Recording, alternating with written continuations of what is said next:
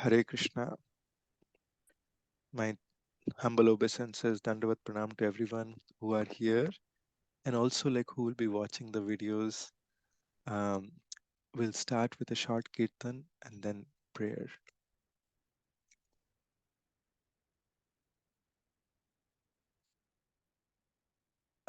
I would suggest, as we do every time, like you can be on mute, but you can sing along.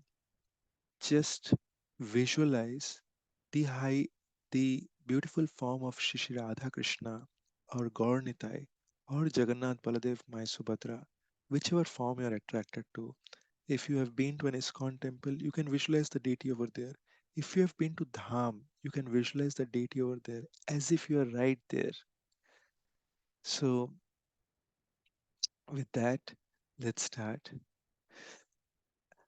Hare Krishna, Hare Krishna, Krishna Krishna, Hare Hare, Hare Rama, Hare Rama, Rama Rama, Hare Hare.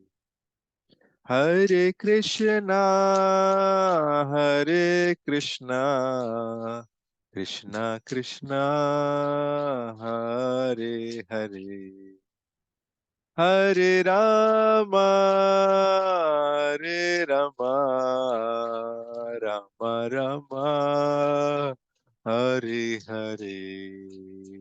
Hare Krishna, Hare Krishna, Krishna Krishna, Hare Hare, Hare Rama, Hare Rama, Rama Rama, Hare Hare, Hare Krishna, Hare Krishna, Krishna Krishna, Hare Hare, Hare Rama, Hare Rama, Rama Rama, Hare Hare.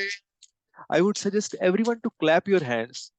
When we clap our hands, what happens is the lines within our hands, they keep changing. Our karma is constantly changing when we clap our hands in the kirtan and when we sing along Hare Krishna tune.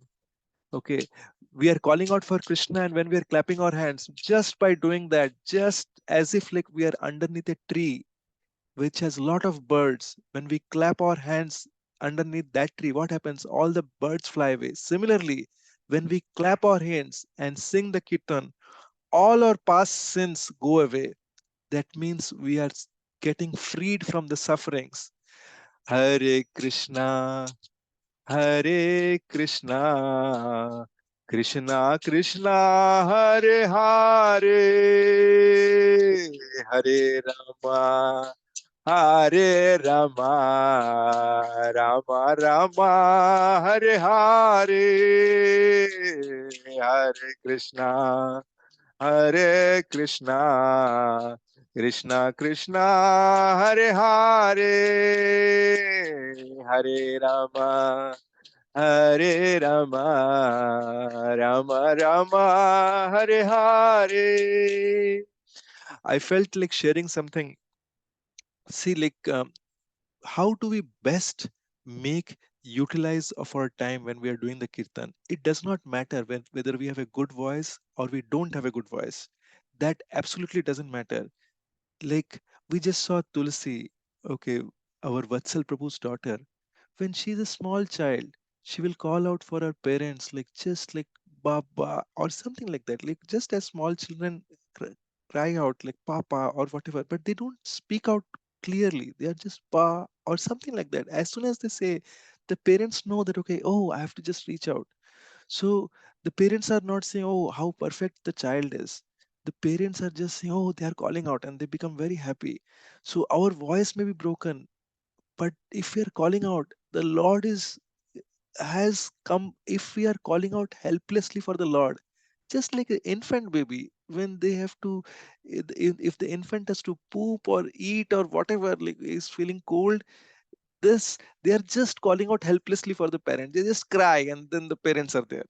So if we cry out helplessly, it is for sure that okay, we will attract the attention of the Lord. And nothing in this world can give us that kind of protection that the Lord can give. Because let's visualize Draupadi, whose husbands has are five most powerful persons of this world. Yudhishthir, Bhim, Arjun. Arjun is the one who defeated Lord Shiva. Okay, Bhim is the one who killed 100 sons of Kauravas. That that Draupadi is being pulled by Dushasan to be stripped naked. And at that time, her five husbands are helpless. She's helpless. She's crying out for everyone in that assembly, and no one is able to save her except for one person, Krishna. When she's crying out, like when she first tries to protect, but she's saying that okay, she's helpless near Dushasan. Okay, and when she lifts her both hands, crying out, Govind, Madhav, Damodar, please help me. At that time, Krishna manifests as unlimited amount of saris. Krishna is unlimited, and his mercy is causeless and unlimited. If we are able to take this firm faith and we cry out for Krishna, helplessly singing Hare Krishna, then Krishna will be there for us. There is no doubt about it at any point of time. So, with that mood, let us sing Hare Krishna, Hare Krishna, Krishna Krishna, Hare Hare, Hare Rama, Hare Rama, Rama Rama, Hare Hare, Hare Krishna, Hare Krishna, Krishna Krishna, Hare Hare, Hare Rama, Hare Hare, Hare Krishna, Hare Krishna, Krishna Krishna, Hare Hare, Hare Rama, Hare Rama, Rama Rama, Hare Hare. Jaya Prabhupada, Prabhupada, Prabhupada, Srila Prabhupada. जय ओम Vishnupad Paramhans Parivrajakacharya Ashtottara Shata Shri Srimad his divine Grace Abhay Charanaravinda शिल भक्ति वेदांत स्वामी शिल प्रभुपाद की जय। जय ओम Vishnupad Paramhans Parivrajakacharya Ashtottara Shata Shri Srimad his divine grace Bhaktisiddhanta Saraswati Goswami महाराज शिल प्रभुपाद की जय। अनंत कोटि वैष्णव वृंद की जय। कलयुग पावन हरे कृष्ण महामंत्र की जय। ॐ अज्ञानतिमिरन्धस्य ज्ञानाञ्जनशलाखया चक्षुरुन्मिलितं येन तस्मै श्रीगुरवे नमः। नमो विष्णुपदाय कृष्णपृष्ठाय भूतले श्रीमते भक्तिवेदांत स्वामिनिति नामिने। नमस्ते सरस्वती देवे गौरवाणी प्रचारिणे निर्विशेषा शून्यवादी पाश्चात्देशतारिणे। जय जय श्री कृष्ण चैतन्य प्रभु Nityanand Shri Advaita Gadadhar Shivashadi Gaura Bhakta Vrinda. I would request everyone to raise your hands and say together Hare Krishna, Hare Krishna, Krishna Krishna, Hare Hare, Hare Ram, Hare Ram, Ram Ram, Hare Hare. Hare Krishna, Hare Krishna, Krishna Krishna, Hare Hare, Hare Ram, Hare Ram, Ram Ram, Hare Hare. Hare Krishna, Krishna Krishna, Hare Hare, Hare Ram, Ram Ram, Hare Hare. Mukam karoti vachalam, panghum langhayate girim. यत्कृपातमहं वन्दे Shri Gurum Deenataranam Paramanandamaadavam Shri Chaitanya Ishwaram Hari Om Tat Sat Anandalila Maya Vigrahaya Hemabhya Divyaj Chavi Sundaraya Tasmai Mahaprem Rasa Pradaya Chaitanya Chandraya Namo Namaste. Chaitanya Chandraya Namo Namaste. Chaitanya Chandraya Namo Namaste.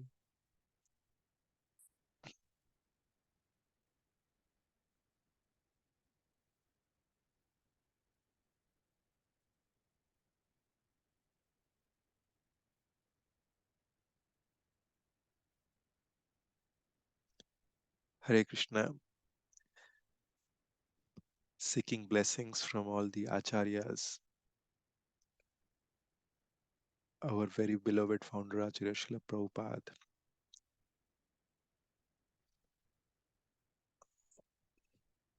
the gurus, and all the assembled Vaishnavas. Let us begin today's session. Today is a very, very special session. So I would request you to um, have, if possible, um, pen and paper handy. There might be some takeaways from this session that we can contemplate upon at the end of the day.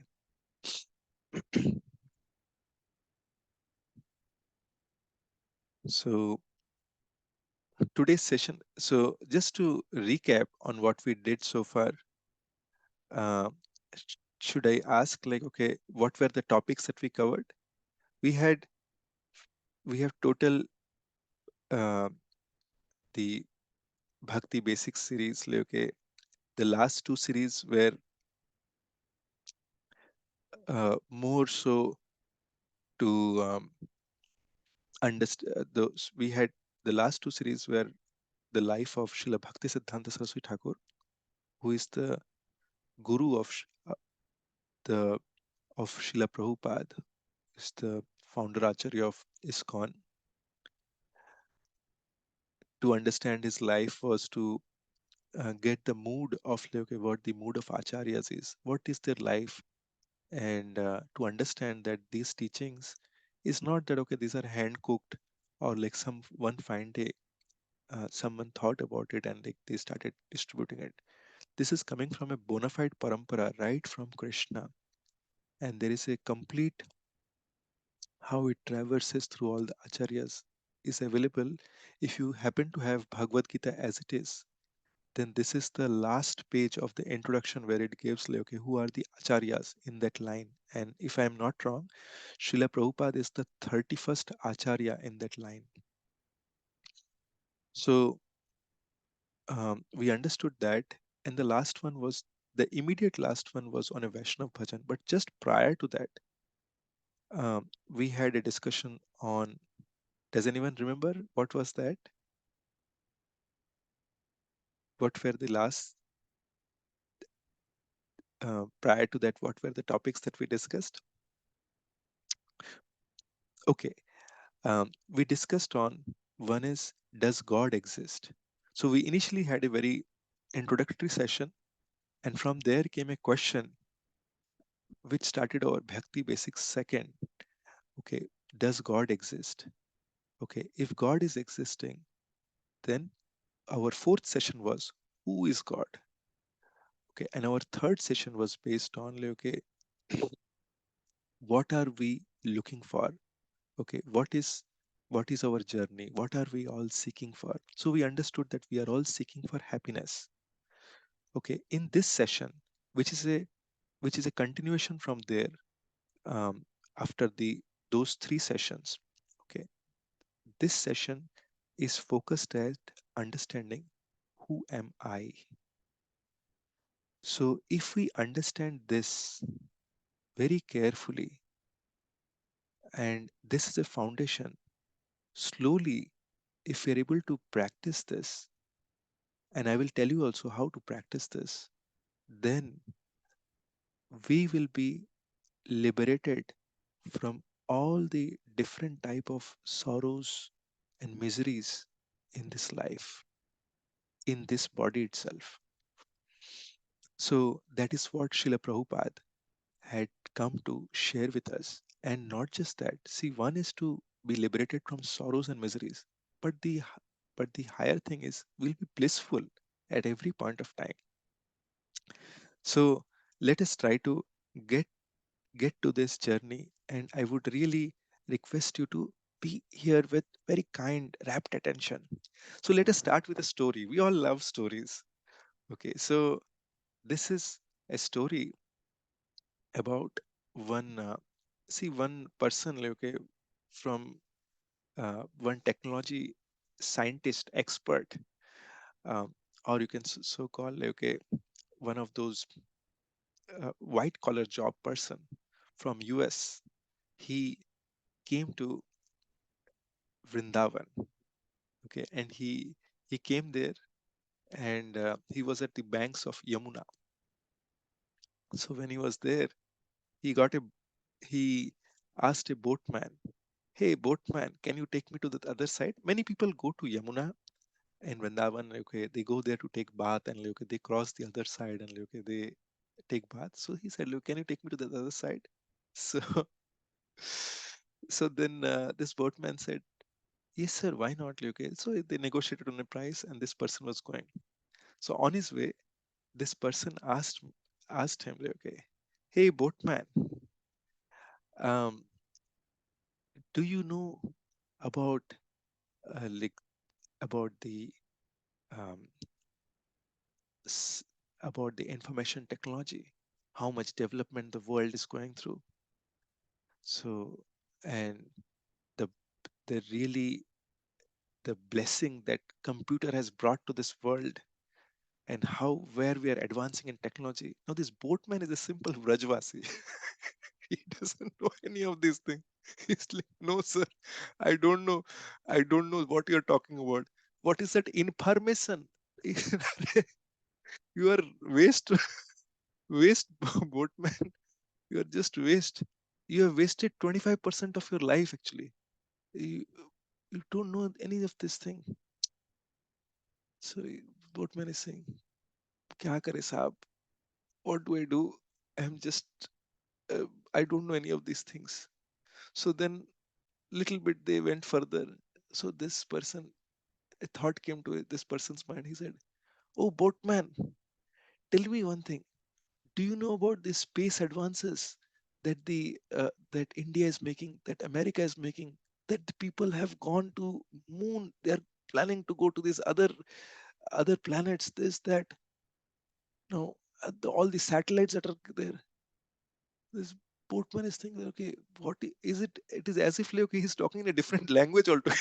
Boatman is like, said, "Nahi sahab, ये सब कुछ नहीं पता. I don't know any of this." So this person says, "Oh, boatman, what are you doing? You don't read news. You're another 21st 5% gone. 50% of your life is wasted."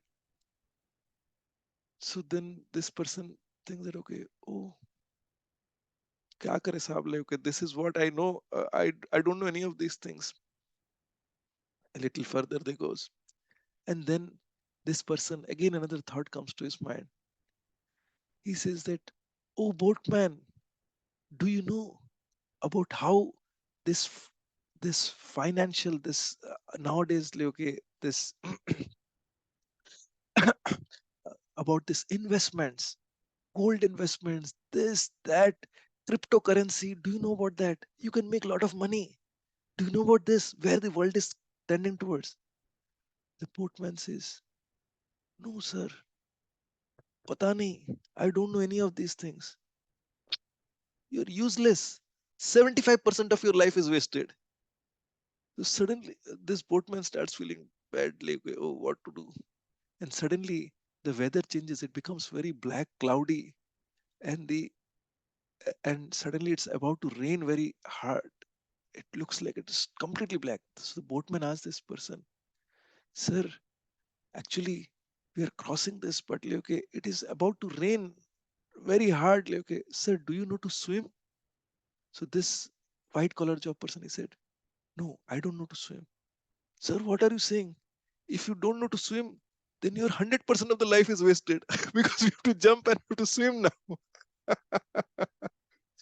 So the boatman had to jump, okay, from there. But why I'm telling this? Because although this white collar person, okay, he may pretend to be he may pretend to be very educated, very white collar, okay, but his education is useless if he does not learn how to save himself from the miseries of life. Why are we talking about this? Because the miseries of life is ultimately it leads to the death. But but the real problems of life is birth, death, old age, and disease. Birth means again taking birth, means again we have to go through this different type of problems. Old age. Now our Lalu Kaku, he's 77 actually. He can tell about the problems of old age. How much ever I may talk about it, or any of us may talk about it, if we have not realized that, it's not, we cannot understand. Okay, and disease. We all know disease. Okay, it does not give any knock. It just comes actually, and death ultimately. So the real wealth of this human life, it lies in actually becoming spiritually enlightened by developing devotion to the God, by developing devotion to Krishna. That way we can solve these real problems of life, birth, old age, disease, and death. So, so therefore, we have to really understand who is God, which we already discussed. What is our relationship with Him? So, in order to understand our relationship with Him, we have to understand who are we, and then what is our purpose? What is the purpose of this life? So, with that understanding, let us move forward. So, the next one also, I want to take one example. So, we have all come across situations where we have lost our near and dear ones, and many times people come back and say that okay, like, let's visualize a situation. There is a small child, and as a small child, okay, I was I had this experience when I was in school, that I lost someone I know, and everyone was crying like okay, that okay, oh, this person is gone, this person is gone, and they were talking about a person that I knew very well from my childhood. And I was also right there, and I was thinking that okay, oh, why are they talking about that? Like, because this person is right here. So many times we feel that okay, someone says my wife is gone, oh, my father is gone, but the body of that person is right there. Okay, so who is actually gone? See, even in English also we say this person passed away. Okay, okay, we say this person left us. Okay, but the body of the person is there. What are we talking about? Okay, so what is our real identity? Are we, if someone says, okay, what is your real identity? Is it that I'm an Indian? Is it that, okay, I am a Gujarati, Bengali, this, that? Or is it I'm a Hindu, Muslim, Christian? What are we? So we identify, or we say, okay, I am Pandey. I am Mr. Pandey. I am Mr. Chabaria, or whatever, right? So we say this, uh, but these are, we identify easily, or we also say that okay, I am CEO of this company. I am a um, I am a mechanic. I am VP of this particular company. But the real question is, see here, all of these we identify ourselves with the bodily positions. So let us understand, what does Bhagavad Gita say in this regard. Bhagavad Gita, in the second chapter, Krishna says, "Na jayate mriyate va kadachin nayam bhutva bhavita vana bhuya ajo nitya sashvato yam purano na hanyate hanyamane sharire." So what is Krishna saying is that for this soul there is neither birth nor death at any time. Okay, so our real identity, Krishna is saying that he has not come into being, does not come into being, and will not come into being. The soul is unborn, the soul is eternal, the soul is everlasting, and the soul is primeval. The soul cannot be killed when the body is killed.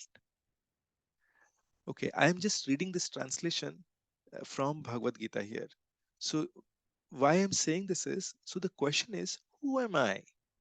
Okay, so when we are asking this question to us, this is a very important part of the human life, because very less number of people ask this question, that who am I ultimately. If you, even if you see a very easy example, we say this is my hand, this is my head, these are my eyes, this is my nose, this is my cell phone. Okay, so am I this cell phone? I am not this cell phone. Am I this head? I am not this head. Am I this nose? I am not this nose. Am I this hand? I am not this hand. Then what am I? So, so very rarely people ask these questions, and even more rarely they come to a right answer. So the purpose of human life, the foremost purpose, is to find out who am I. Okay. In um, in the scriptures, it is said that once human life begins, when they inquire about the self, it is said, Athato Brahma Jigyasa, when one starts inquiring, who am I? We can understand who is a human being and who is not a human being from their inquisitiveness. Like we understood, like, okay, um, we had this shloka, um, um, which we studied earlier. I'm just failing to remember that, where we talked about the eating, sleeping, mating, and defending. If we are just doing this, then we are nothing but we are a two-legged animals. Okay, and and if after attaining this rare human body, if we focus on only this, then our scriptures say that, okay, we are just like a, the word that is used in scriptures is dvipad pashu, means two-legged animal. So one who is inquiring, because many people, many times if you go to persons, they will say, I don't have time to understand about God. So they are they are only interested in eating, sleeping, mating, defending. So we should know what that the prime purpose or the goal of life is, to understand who am I. When, without knowing this, like, our human life would remain imperfect, it will remain incomplete, and we will not be able to attain the perfection. So Krishna explains that, okay, in the Bhagavad Gita, that we are spirit souls. That is our real identity. Okay, and he gives more explanation here in this. He says, "Dehino smin yatha dehe kaumaram yauvanam jara tatha dehantar praptir dhiras tatrana muhyati." So I will try to find out something here. Uh, so this one, so that we can talk in that context, I'll try to.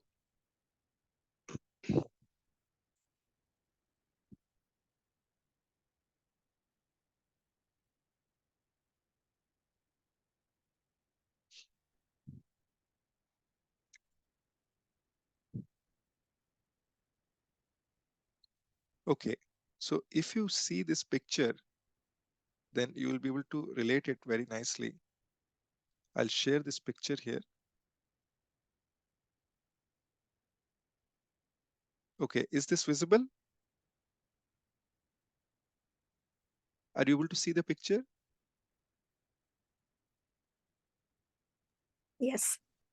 Okay, so in this picture, like, okay, what Krishna is saying is that, um, what is that? Okay, yeah. So Krishna is saying that, okay, as the embodied soul, he passes through these different stages, right? Um, uh, as they are passing, then uh, they, from the boy to as they get older, the spirit soul is also is remains constant. And when the person dies, when he goes through all the stages, then the spirit soul passes into the other body, just like we are changing clothes, right, every day. So similarly, like, okay, the body is changing clothes, so similarly the spirit soul is also changing clothes. Now if you see, these are all different bodies actually. When we were infant, that body has changed, slowly it is going, but that spirit soul is still constant actually. It is going across, and it is passing into different body at the time of death. And then what Krishna says is that he says that a sober person is not bewildered by such a change. Okay, that how this soul is passing, like, okay, they are not bewildered by that particular change. So every living entity is an individual soul, and they are each of them, like, okay, they are changing the body every moment. See, the body is constantly changing. Whatever body we may have had when we were as an infant, when we were as a child, when we were grown up, like, okay, slowly, like, okay, as we can see, the body is changing. So slowly, like, as we grow up, like, now I'm losing my hairs, like my hairs are getting white. Okay, that transformation is happening. Okay, and like we may be youth, even as an old person also, like, okay, regularly, like, our body is changing. We see that, okay, the capacity at up to 30, 35, like, okay, our we as our body changes, we see that, okay, we are experiencing, like, okay, we are able to do more and more with the body. But after 35, 40, like, as we see, like, okay, the capacity of the body starts to reduce. So yet what is interesting is that that same spirit soul is out there, and that does not undergo any change. And this individual spirit soul is the one that finally changes the body at death, and it transmigrates into another body. So it is that same spirit soul which has been with us when we may have had an animal body, or other bodies, or even demigod body, devtas. Okay, that body also, Bhagavad Gita says that we would have been there as a devta, we would have been there as an ant, pig, all of these. Now, question is, like, okay, can we see this soul? So, this soul, it is spiritual in nature. It is not material. Anything material can be seen with material instruments, like a microscope. But this soul is is a spiritual is a spiritual matter. It is not a material thing. So, inside this body, like, the real processor actually is residing. The body is just like that cloth. And what do we do when the cloth gets old? We just replace it with a new one, right? So in the same way, like, when the body gets old, like, the and when it is not in good order, then the soul lives, and it takes residence in a new body.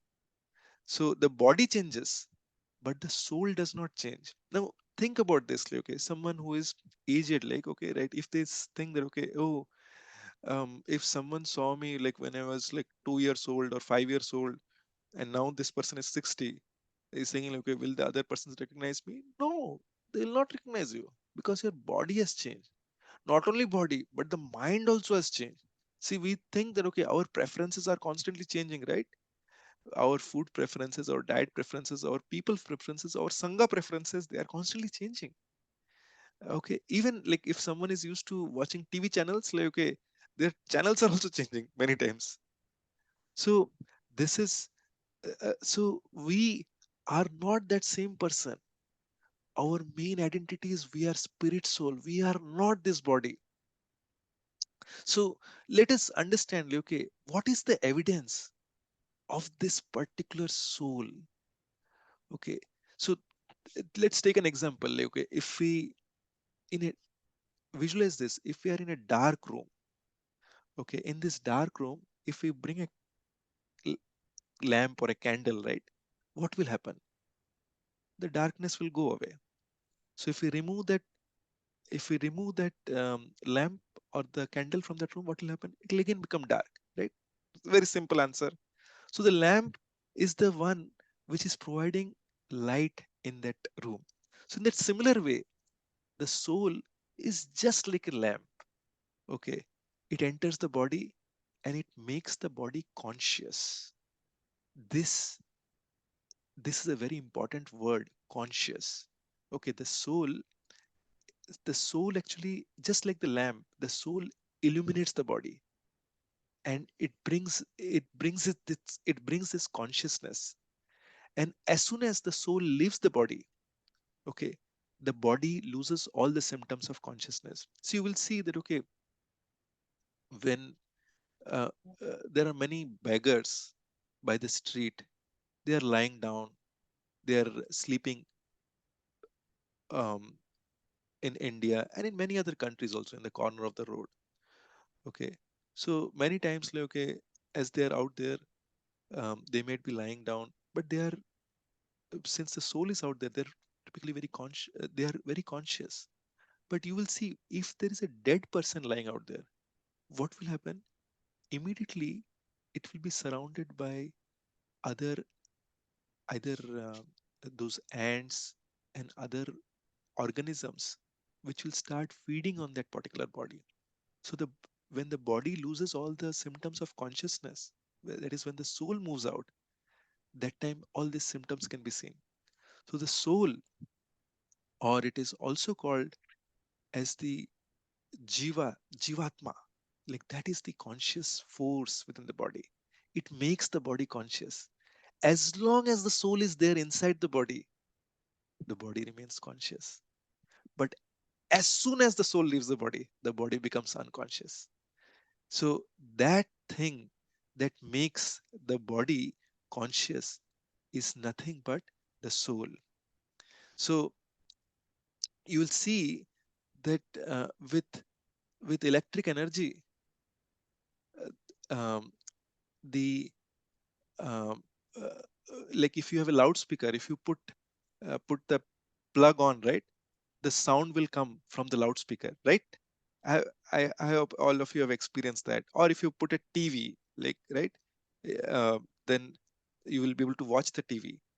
But now remove that plug, what will happen? Will it work? It will not work because it is disconnected. Okay, because the source of power is gone. Similarly, like when the soul, like the presence of that living force is that soul within the body. So with that, that keeps the body alive. But as soon as that soul leaves the body at the time of or at the time of death, that is what happens to the body. As I was saying, it starts decomposing. It starts losing its form. So the soul is the most important thing. See, this is also very important. The soul is the one which gives form to the matter. The matter is the body. Soul is the one which is giving the form to the body. As soon as the soul leaves, the you will see the body generally expands. Okay, the body gets fluffed up. So death is the departure of the spirit soul from the material body. The soul is the real person.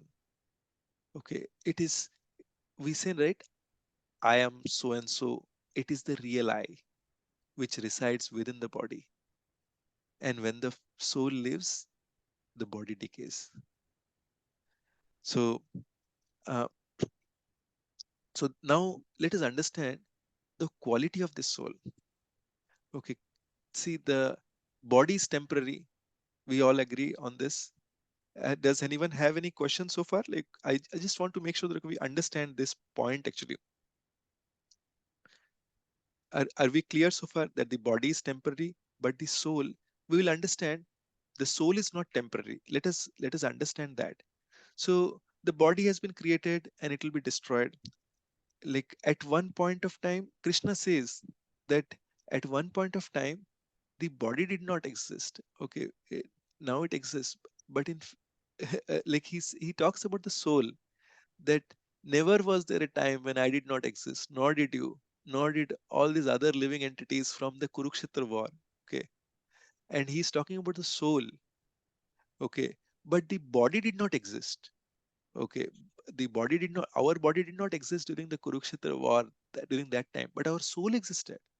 And even in future also, the soul will continue to exist. So in this material world, all the living entities, like the human beings, the animals, the birds, they all undergo birth and death. So the, I mean, but the spirit soul, that does not have to go through this birth and death. The spirit soul is eternally existent. It was neither, it was never created, nor will it ever be destroyed. It is always existing, and it will continue to exist in the future. So, so in so as I was telling, like in Bhagavad Gita, Krishna said to Arjun that okay, there was never a time when the soul did not exist, and there'll never be a time when the soul will not exist. So now the next thing is like, okay, what is the size of the soul? Okay, and what is it made up of? Why is it that we are unable to see it? And where is it? Where in the body is the soul? So soul is situated in the heart. Okay, so it is in the heart of every living entity. Even in the even in case of ant, even in the case of snake, even in the case of like microorganism, it is not made up of any matter, like solid, liquid, or gases. Like okay, see, our body is made up of like this blood, stool, water, this, right? But the soul is not made up of this. The the the soul is, its nature is, it is Satchidanand. It is eternal, eternally present. Chit means it is full of knowledge, and Anand means its nature is to be always blissful. Okay, so and it's, and we will talk about this Sachit Anand in more details as we go further. But just to be focused on this particular aspect of soul, there is like our Upanishads, they say that the size of the soul is, if you take the tip of a hair and cut that into 10,000 pieces, it is roughly 1/10,000 time the tip of the, that much is the size. So so similarly, like, okay, there are, so we talked about this. What is the size? Now Krishna says in Bhagavad Gita that like sarva yonishu, like okay, like all, in all the species of life, the soul exists. And does anyone remember from past how many types of species of life we have? We 84 spoke. lakh. Yes, there are 84 lakh different species of life. And out of this 84 lakhs, there are um, about 4 lakh human beings species. There are 9 lakhs of aquatics. There are 30 lakhs of animal species. There are 10 lakhs of bird species. There are 11 lakhs of um, those insects, reptiles, those species, and remaining almost, I think, about 20 lakhs are all plant species. So, of these, all these different species, human being form, human species is considered to be the best because they have got very advanced intelligence to question. We heard about that, and we already spoke about this, that sometimes the soul may occupy a human body, and sometimes he may be in an insect body. Sometimes they may be in a plant body, sometimes they may be in an animal body, and sometimes they may be even in a demigod body. So, in that case, if you look at this, the soul is constantly revolving round and round in the cycle of birth and death.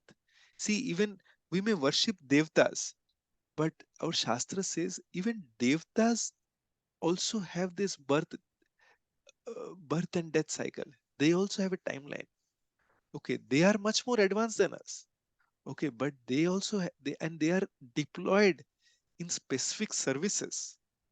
So we are constantly rotating in this 84 lakh species of life, or 8.4 million. So, so the soul takes the dress, just like the we change dress. So similarly, the soul is constantly changing the dresses, and there are different types of dresses available. So all these animals, animals, birds that we talked about. So the soul, in its very pure state,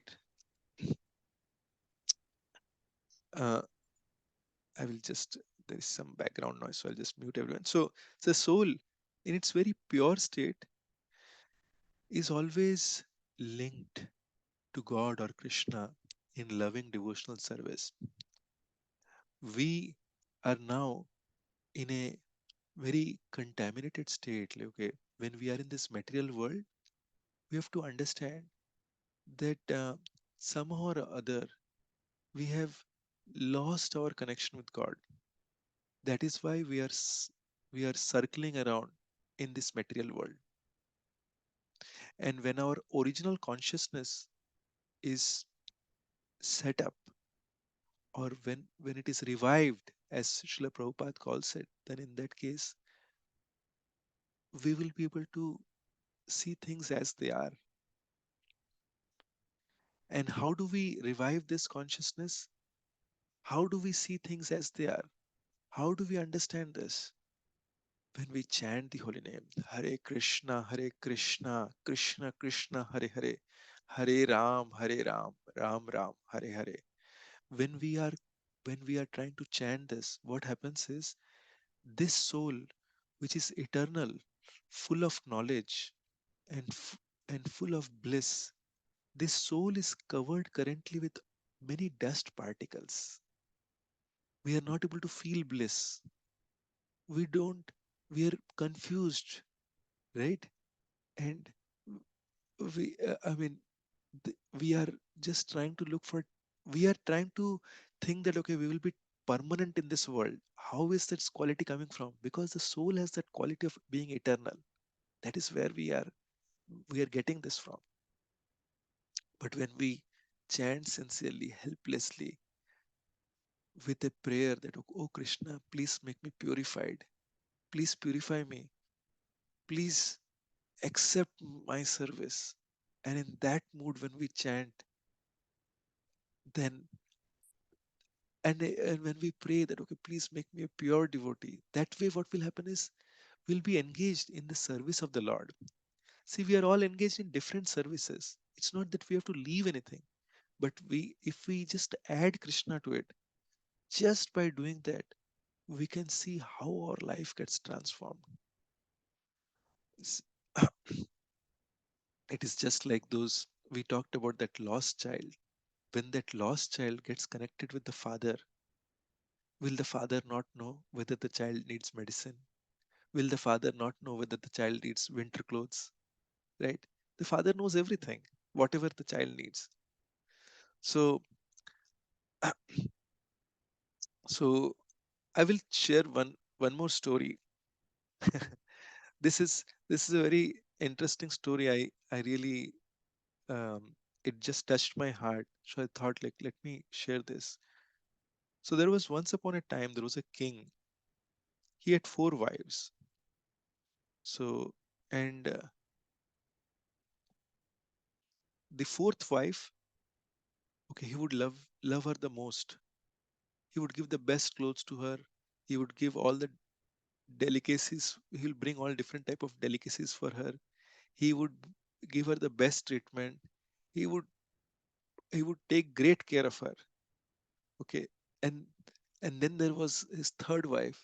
She was very beautiful, and the king also loved her very much. And like the third wife was so beautiful with so much sharp features that the king always want to show off his this wife to his peers, other kings. But in his heart, he also had a fear that, okay, one day she might run away with other. Okay, then there was a third, then there was his second wife. The king would love her also as well. She was very, but obviously lower than the other two wives, but she she was very kind. She was very considerate, very patient, and and at the time of problems, the king would always turn to this wife, and he would say, "Okay, what do I do? What do you think?" And this wife would always help her through the difficult times. And then her first wife, the king did not love this wife. He had no time to notice this wife. But this wife loved the king. She loved her very deeply. She was very loyal to this king, and she maintained king's wealth. She would make sure that okay, she would never criticize the king. She was always do everything possible to serve the king. So this king, now we learned about this king. This king, he was very sick once, and when he was so sick, when they called the Vedjis or the doctors, the doctors told him that okay, sorry king, uh, sorry Maharaj, you have to. It's time for you to leave the body. Okay, it's time for you to die. So you'll very soon be passing away. So what he did is like he was very sad, and then he called his fourth wife. He said, "Oh my dear wife, you know what? I'm dying, and I can't live without you. So can you please come with me?" Now this wife said, "What nonsense!" He said, "Sorry, I can't." And she just left the room. So this king was shocked actually. So he called his second wife, third wife, and he said, like, "Okay, oh my dear wife, you know how much I love you. I've just been told that I'm just about to die. So will you please come with me because I can't live without you?" So this third wife said, "I'm sorry, I cannot come. I, I have my whole life left actually. Now, how can I come with you? I will have to remarry after you die." So the king, he was stunned. Oh, what is this? This, and he was really heartbroken. And then he called the uh, second wife. He told the same thing that can you come with me? You know I love you so much. Can you come with me? So this wife said, "I'm sorry, I can't help you this time." And the king, he had he was totally disgusted, like, okay, totally frustrated because he this is where he spent his most of his time with his wives. And then he heard a voice, "Oh my dear lord, oh my dear king, I will come with you.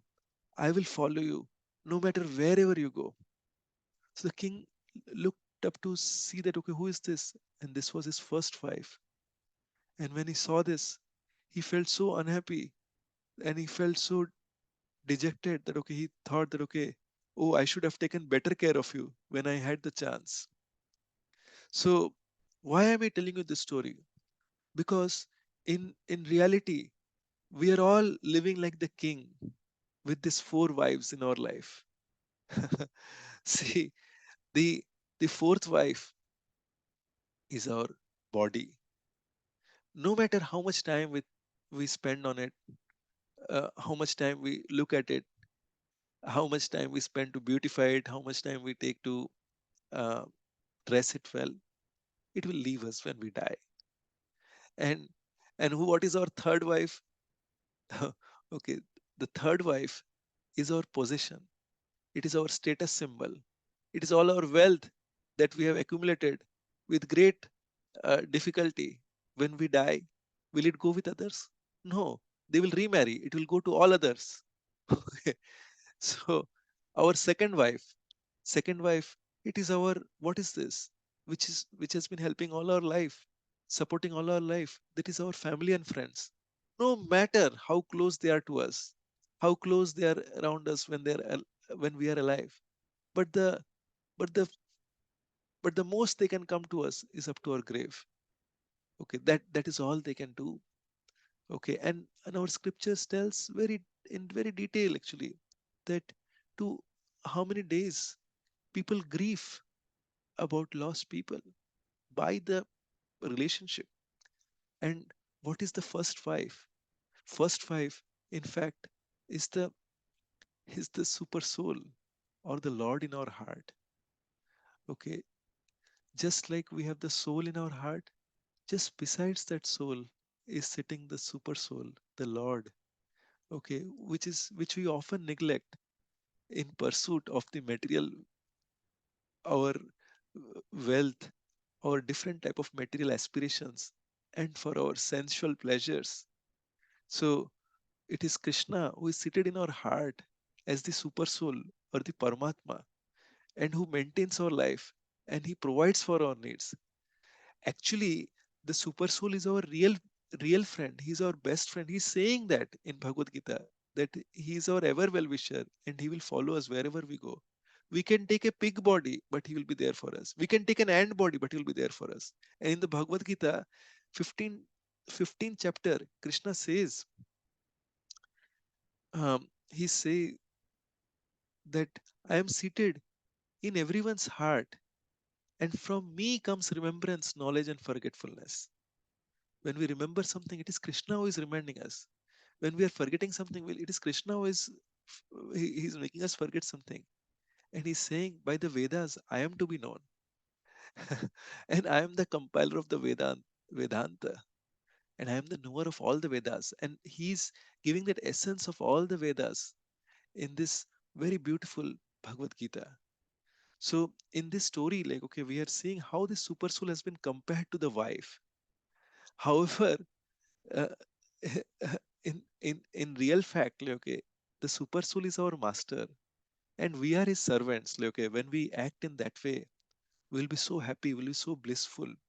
So just to take a very small example, like if you see, and with this, we will end over this today's session, because last week I got a feedback from one of our very sincere devotees that, okay, it gets very late in India. So I'm just trying to stick to that time as much as possible. So in so if there was one person who had a parrot in a cage, right? So the person, uh, he he he would take very beautiful care of the cage. He would polish the cage, he would polish it silver, he would polish it gold. But if he neglect to uh, to take care of the bird within, then what will happen? The bird will die within the cage. And similarly, what is the relevance of this in our life, in our modern civilization? Basically, we are simply polishing the cage, okay, by fulfilling the unlimited demands of the body, okay, but we are ignoring the needs of the soul. Then how can there be peace and happiness in the society, right? Like, okay, if we take for example, like, okay, we are all living with what the scriptures call it as a skin disease. So that world is divided by on the basis of skin. I am American, I am Indian. Even within India also will say I am Gujarati, I am Marathi, I am Bengali, I am from Uttar Pradesh. Okay. We are divided by states. Even within the state also, like, okay, oh, I am Brahmin, I am Kayast, I am Shudra. Okay. So with all our by religion, like I'm Hindu, I'm Muslim, like this. But these are all our temporary dress. See, this there are many people in the past like who have killed people just on the basis of skin color. So we know Hitler, like he killed millions of people just considering them his enemy. But what we are talking about is the spiritual world, Vaikuntha. Vaikuntha world is free from the skin disease. Vaikuntha means that where there is no kuntha, there is no place for anxiety. We are talking about that world. So that is, if we are keeping Krishna in the center of our life, and if this knowledge of this, if this real knowledge of the soul and what our relation to God is, if that is understood properly and if it is practiced, then what will happen is we will revive our original consciousness. What is that? Satchit Anand will be in blissful state. And when one understands this real identity as the soul, like then not only like as other humans, But uh, uh, uh, but even the animals, birds, insects will be very careful like dealing with them. We will understand the real purpose of this universal brotherhood. That way, understanding that okay, we are all children of God. So, and that way, when we are taking care of everyone around, considering that okay, we are children of God, that will really give us joy and lot of peace. And Parul Mataji asked about the peace factor actually. So it is not just peace, but it will give us a lot of bliss, and we'll be in bliss at every moment when we keep Krishna in the center. With that being said, I'll conclude this, and Sh- Granthraj Srimad Bhagavatam ki jai, Srimad Bhagavad Gita ki jai, and Jagat Guru Srila Prabhupada ki jai. If we have any questions, we can take it at this point of time, or we can conclude it here. Gauranga Kuthi Bhakta Vrinda ki jai.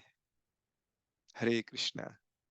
Please forgive me if there is anything that I may have um, said, which may have, which may have, which may have I may have shared, but unknowingly I may have hurt you.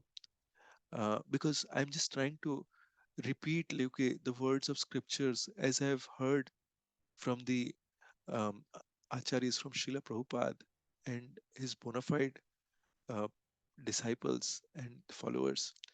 But I may have contaminations in sharing this. Like, okay, so if you think that okay, there are anything like that, then I sincerely think that okay, you are all very kind and compassionate, and you will be forgiving to me. And please pray for me so that if there are any anarthas within me, then those also get rectified. Um, Hare Krishna. So would you have any comments, anyone, or any questions or suggestions? Hare Krishna, Parun Mataji. Hare Krishna. Thank you so much for today's lesson, Prabhuji. Really appreciate your time. Thank you. Thank you, Mataji. Hare Krishna. Uh, thank you, Lalukaku. Hare Krishna. You are talking on. You are.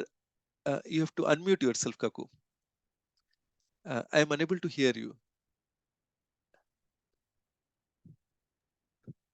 Yes. Now you are listening me? Yes. Yes. It is, I listened to you and it is really very, very good. And thank you very much for that. You see, we are reading all these things is Bhagavad Gita and Bhagavatam. But when we listen this from a devotee like you, it really if the is of more interest to us, and we realize much more than what we can understand by reading the books. Hare Krishna. Srila Prabhupada ki jai.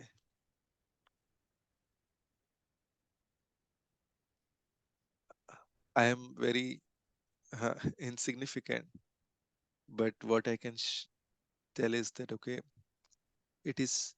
I'm just very, very, very insignificant. And I told about the story of the donkey. uh, but it is it is the Guru Parampara who, it is Krishna through this Guru Parampara, like who makes us instruments in whatever way. So because you are sincere, you both like, okay, you are very sincere. So which is why like, okay, it is being revealed to you, and I am just being used as an instrument. So I'm very, very grateful for the opportunity, because with your presence, like, okay, I also relish in doing the Krishna Katha. So it is, I'm very, very grateful for your association. Thank you Thank very much. And I want to just tell one thing, that today is the disappearance day of one of our very, very exemplary Acharya, Srila Jiva Goswami. There are 6 Goswamis in Vrindavan who were directly under Sri Chaitanya Mahaprabhu. We will go into the details of these topics um, very soon, but I wanted to share this, that today is a very wonderful day. Although we may not know this personality, and I thought that okay, I wanted to go it. go in the right sequence. But I wanted to share this so that we can make prayers to this prayer personality today. That, oh, Srila Jiva Goswami, please bless us.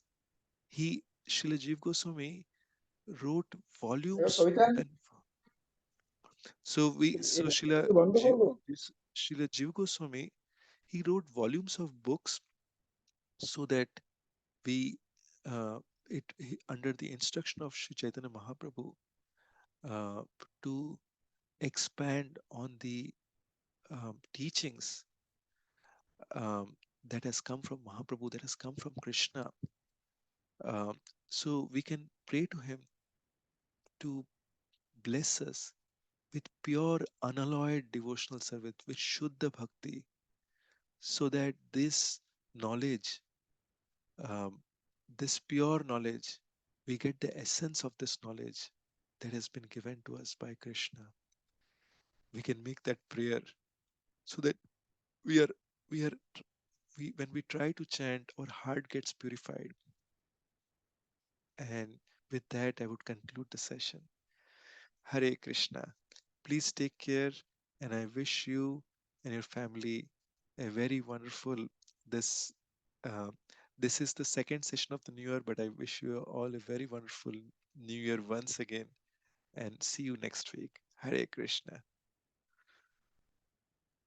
Hare Krishna. Hare Krishna.